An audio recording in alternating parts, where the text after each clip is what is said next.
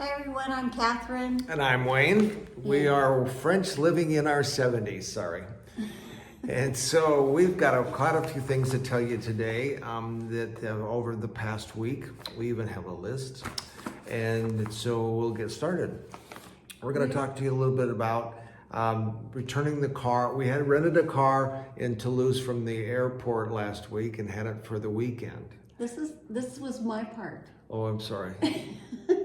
Oh, that's right. We delegated it out, and he's a camera hog. Yeah.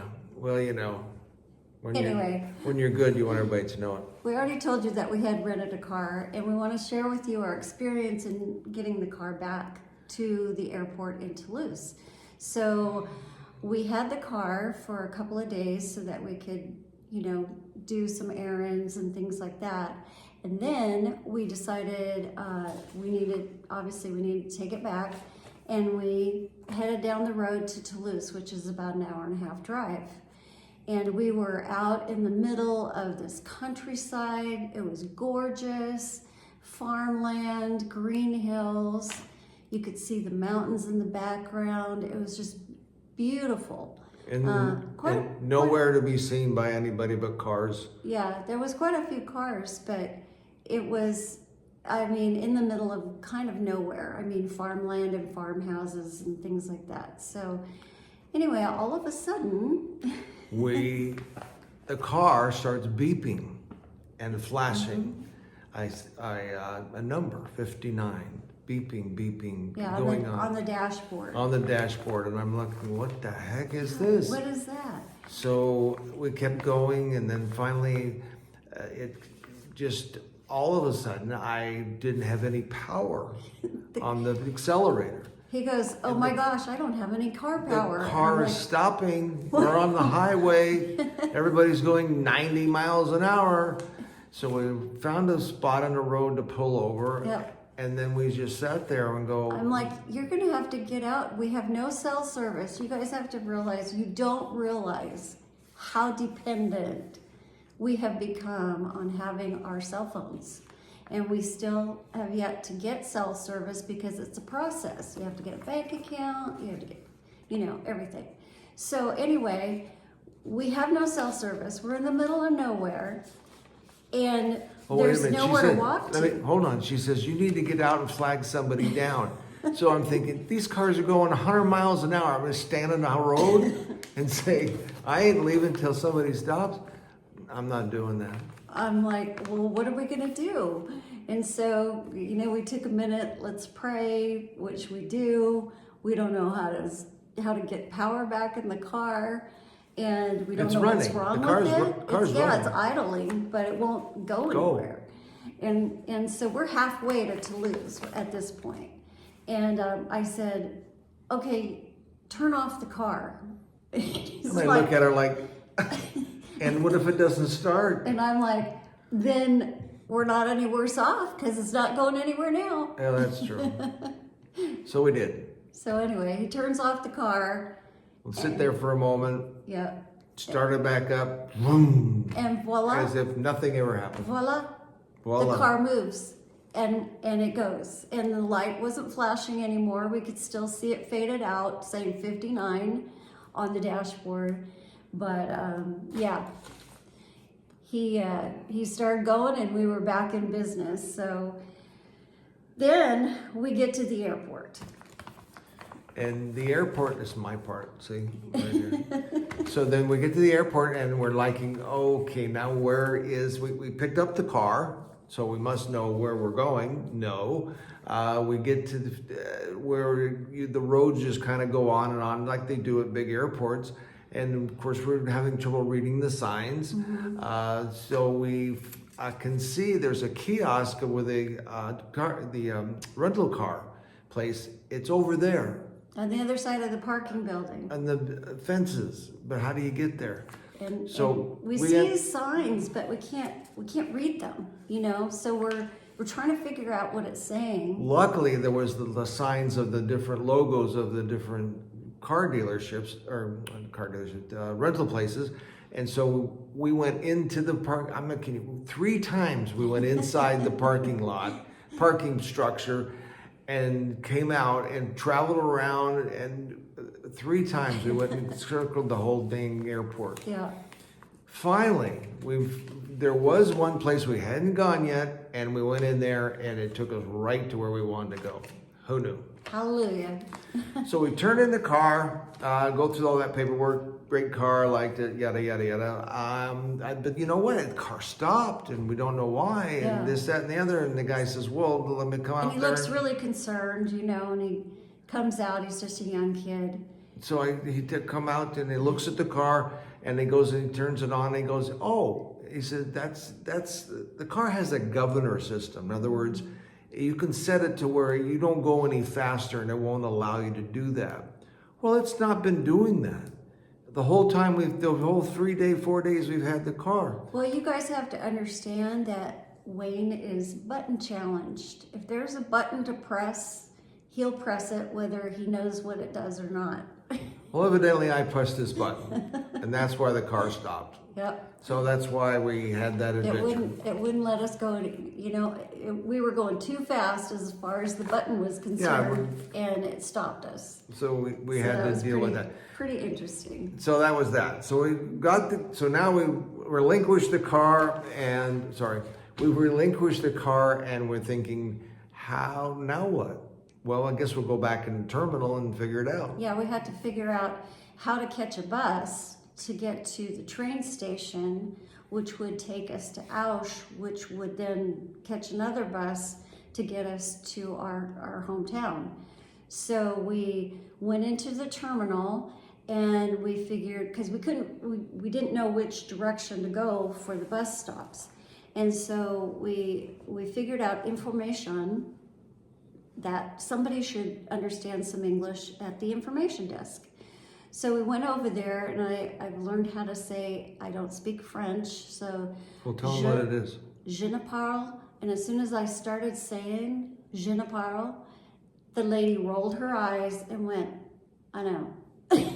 So, She knew before we even walked up to the counter. yeah. So anyway, she kind of grabbed a piece of paper with a map and explained to us in French how to get to the bus, and we're like, okay, Which was just outside the terminal, going that way, but who knew? Yeah. Anyway, so we got over there, and then we had to figure out which bus to take. And again, we can't read the signs, and we don't have Google Translate because we have no cell service. And so we did figure out which bus. Because the machine does have the ability to speak Yeah. different languages, and we figured that out. So we got the English speaking, and so the machine's smarter than we are, and able to figure out, okay, we wanted to catch this number bus, and it's cost this much money, and therefore in euros, and we did that. Yeah, so we got the tickets, and that was all great, and the bus ran every few minutes. So we got to the train station, and the train station in Toulouse is huge. I mean, it's a big station, lots of restaurants inside. It's very busy, like a very busy airport, really. Yeah. And so now, again, we have to repeat this process of finding, okay, what train do we take? We kind of figured that out. Ausch, is a big place. So, the sign said Oosh, and we figured it out, but we didn't know what platform to take. Because they have this huge sign that tells all these different places that you can go to and arriving, and just like at the airport. Yeah, and so we didn't know what platform to get on to wait for the train. It didn't say. Yeah, we didn't think it said anyway. So we went into the little convenience store, and thankfully a lady was in there that spoke some broken English, and she helped us basically realize it's not going to tell you what platform until about 20 minutes before the train leaves. So, which is about an hour and a half to 2 hours. Yeah, so we had time. We went and got some lunch. Then we thought, we better go to the bathroom before we get on the train. Hit the loo. And so we go to use the restroom, and you need to have a euro coin to use the bathroom.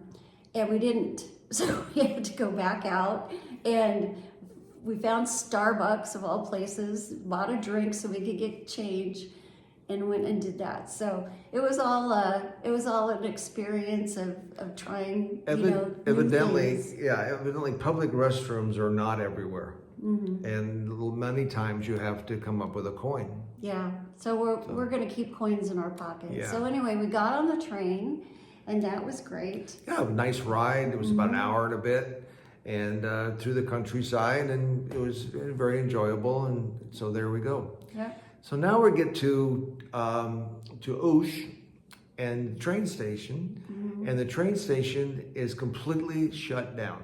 Yeah. There's no one in the building. Yeah, it's empty. Everybody gets off the train. That gets off the train, and they're like ants. They go, and then we're standing there going, "Now what? Now what do we do?" What do we do now?"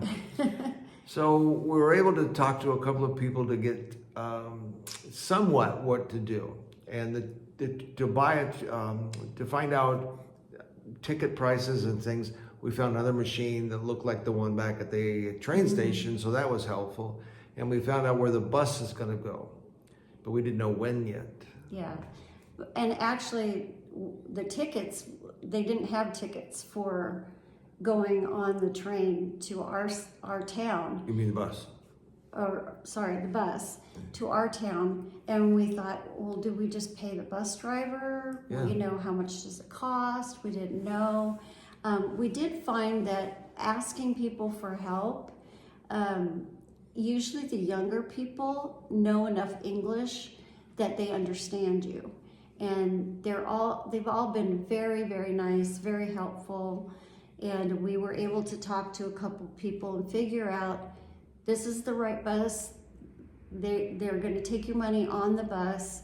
And so then we had a couple hours again, and it was really cold out, and it was getting dark. But it wasn't raining. It wasn't raining. We were so grateful.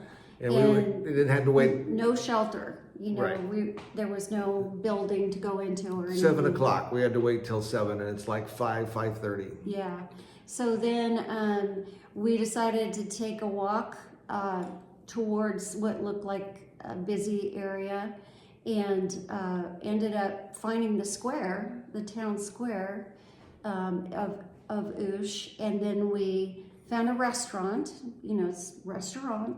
and sign with food that's available, and we went in, and she said, it was like a bar, and she said, she did speak English, and she said, there's no food until 7 o'clock. So we're like, well, can we sit here and just have something to drink? And she goes, oh yeah, sure. And so Wayne was watching the rugby with the locals, and we had a quiet time and kept warm until it was time to go back to the bus station. So we go back to the bus stop, and 7 o'clock, and the bus came. Yeah. And so we paid our money and got our ride back to our hometown. But the bus stop was not anywhere we'd seen yet. In our town. Yeah, so we get had to off, ask again. And then we think, well, I think it's that way. And we found a couple of young ladies that kind of pointed us in the right direction. Because, we said, where's the square? And yeah. And then that helped. Yeah. So we found the square, and then we found our home. So we actually we got home a little before 8. Yeah. And our day started at 9. So it was fun. We had some laughs and we had some panic moments, but we made it back. So the next thing we wanted to tell you along these same lines of, getting lost is we decided we're going to purchase a used car, because where we live, you're pretty far from everything that's, everything. So we found a car for sale at a car dealer, and the company that we mentioned once before, French Connections, HCB, we've been working with their team.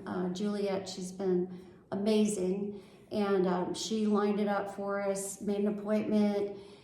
It's a walk, but she sent us the address, 20-minute walk. So I wrote down the directions from GPS before we left the house, and we took off walking. walking, walking, walking. And we kept walking, and we were following the directions and the map that I took a picture of, and we ended up at a house. We ended up off this busy street, down this long driveway to a beautiful house that nobody was home. And obviously not a car dealership. And not a car dealership. So we're like, now what do we do? Don't know. We can't call anybody because we don't have cell service. Again, broken record, but I'm just telling you, you don't realize how dependent you are. So we decided let's just go back to the house. So we hiked all the way back, and then Wayne looked up the address again of this car And there was dealer. actually 2 addresses. Yeah. So we thought, well, the next one, maybe we got the wrong one. And so it was only 5 minutes from the house. Yeah. So let's go there. Yeah. So Okay. we bundled up again and found that the GPS actually keeps working while you're walking, as long as you don't click out of it. Yeah. As long as you don't change anything. So we're following the GPS, and we get to where it's supposed to be, and it's not there. Just a building. There we go. Oh my Yeah. gosh. So basically, Gypsy needs to go to some more in-service because she doesn't know where she's going right now. So we go walk back towards the town and the square. We find Catherine says, let's go to the tourism. Yeah, I Oh. figured somebody will speak English in Of the course. tourism office. So we went in there, very lovely lady, spoke English, and she was telling us, no, that's not, it used to be there. But they moved about 3 years ago. They moved, and so they're where we were this morning, in the morning that we'd walked a couple of miles to get to. So she said, I don't think you went far enough. So we decided, okay, let's do it We again. have to? Yeah. So we walked again, and just past this house that we got stuck at in the morning, Because of all the trees. all that the were beautiful trees all around it, we couldn't see beyond it. Just beyond the trees About 500 feet. was the car dealer. There you So go. anyway, so you don't know you're lost until you can't find your way. Yeah. Anyway, we really appreciate you guys watching, and we thank you, and we will come back with some more information about our trip here in living in France. It's awesome. We're having a good time. All right, thanks. Bye-bye.